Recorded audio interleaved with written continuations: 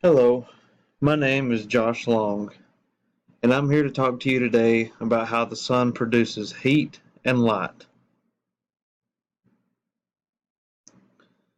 The sun is a star that lies within the middle of our solar system with 8 planets orbiting around it. This star is the key to our survival here on Earth.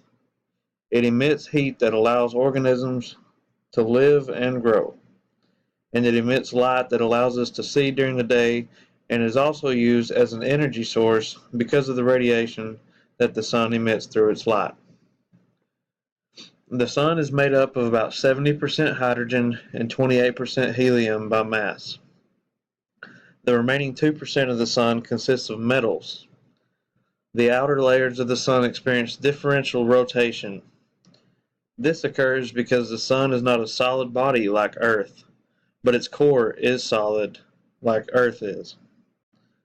The equator rotates once roughly every 25 days, but the poles rotate up to every 36 days. There are three main parts that exist in the sun. Those parts are the core, the radiative zone surrounding the core, and the convective zone around that. The core of the sun is solid and makes up the inner 25%. The radiative zone around the core makes up 45%. The convective zone is the outermost area and makes up 30% of the sun. Heat and light are emitted from the sun from these three parts either through nuclear fusion, microwaves and radio waves, or X-rays. Although most of the heat primarily comes from nuclear fusion from inside the sun, and light comes from the different kinds of waves.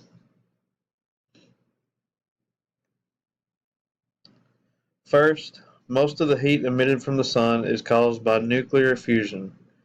To describe it better, the convection in the core, caused by nuclear fusion, creates a powerful and unstable magnetic field. It is the emissions of this unstable magnetic field that produce light, and most of the magnetic spectrum. These emissions and their various wavelengths produce the remaining heat energy as observed from Earth. According to Space.com staff on Space.com, the core of the sun is so hot and there is so much pressure, nuclear fusion takes place. Hydrogen is changed to helium, and nuclear fusion creates heat and photons, also known as light. According to how stuff works on DiscoveryKids.com, the gravity of the sun pulls its mass inward, creating a lot of pressure. This pressure forces atoms of hydrogen to fuse together in nuclear reactions, just like nuclear bombs that people build. The sun produces energy by the nuclear fusion of hydrogen into helium in its core. What that means is that since there is a huge amount of hydrogen in the core, these atoms stick together and fuse into a helium atom. This energy is then radiated out from the core and moves across the solar system. Atoms never rest, and the hotter they are, the faster they move. In the core of the sun, temperatures reach 15 million degrees Celsius. Hydrogen atoms are in a constant state of agitation, colliding at very great speeds. The natural electrostatic repulsion that exists between the positive charges of their nuclei is overcome and the atoms fuse. The fusion of two light hydrogen atoms produces a heavier element, helium. Second, the sun emits light through microwaves and radio waves. These waves have wavelengths ranging from 1 millimeter to more than 10 meters.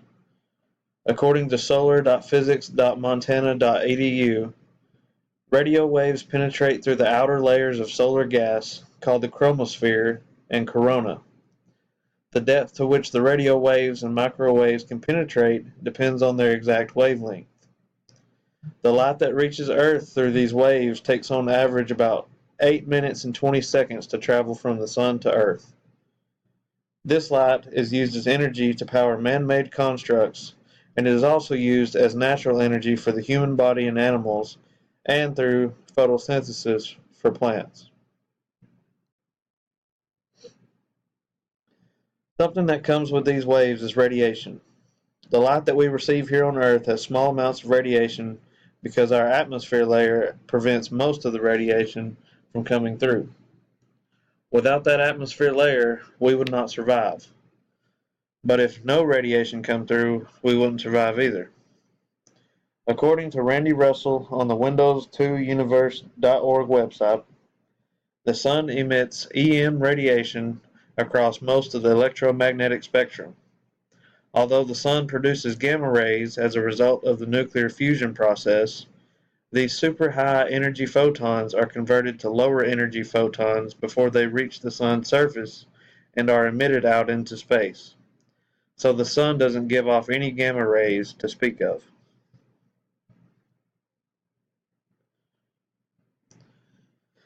Third, the sun emits light through X-rays. Along with microwaves and radio waves, X-rays are also emitted from the sun. These are light waves that we cannot see with human eyes.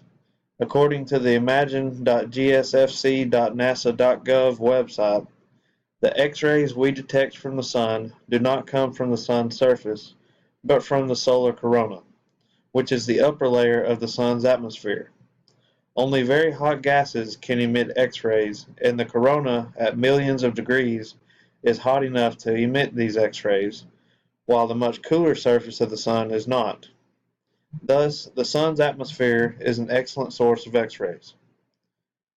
The way that the corona is heated is still not completely understood, but currently there are two ways that are being speculated on how the corona is heated through magnetic interactions that involve coronal loops and the sun's surface bubbling. X-rays have a much higher energy and shorter wavelength than ultraviolet light does. Therefore, scientists usually refer to X-rays in terms of energy. According to science.nasa.gov, our sun's radiation peaks in the visual range, but the sun's corona is much hotter and radiates mostly X-rays. To study the corona, scientists use data collected by X-ray detectors on satellites in orbit around the Earth.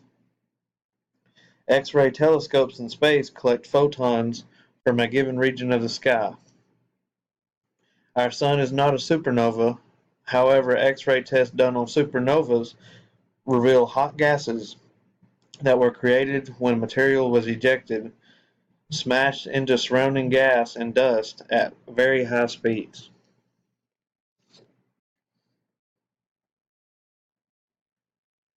Solar storms that take place when our sun ejects clouds of energy particles towards Earth.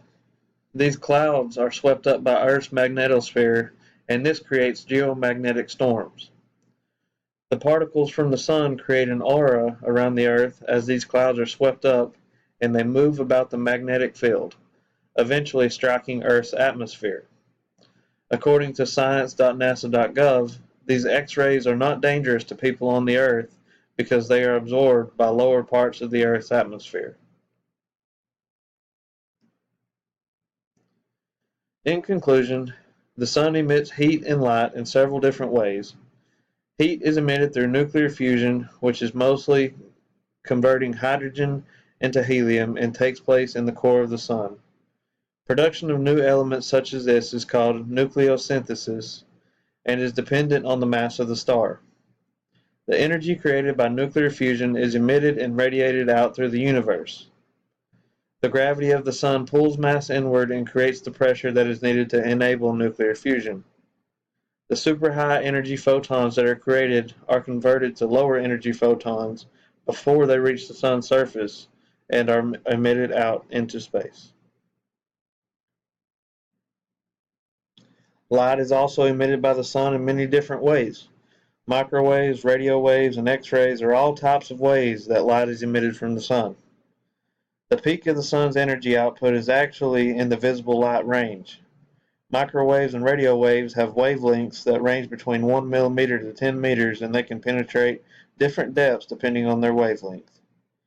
Light comes in different colors that spread across the rainbow, and we call this the visible spectrum.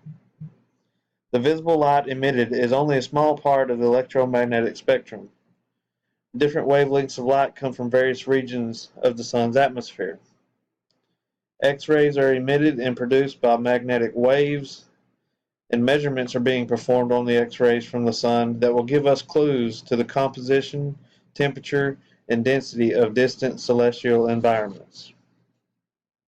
There's much to learn about our sun and the universe. Without it, we would not be able to survive here on Earth. The sun provides energy that we harness for our man-made constructs for power and electricity, and it also provides natural energy that is absorbed by our bodies that gives us vitamins, and also by plants through photosynthesis. It is the key to the survival of Earth and our solar system, which is why it is in the center and everything rotates around it.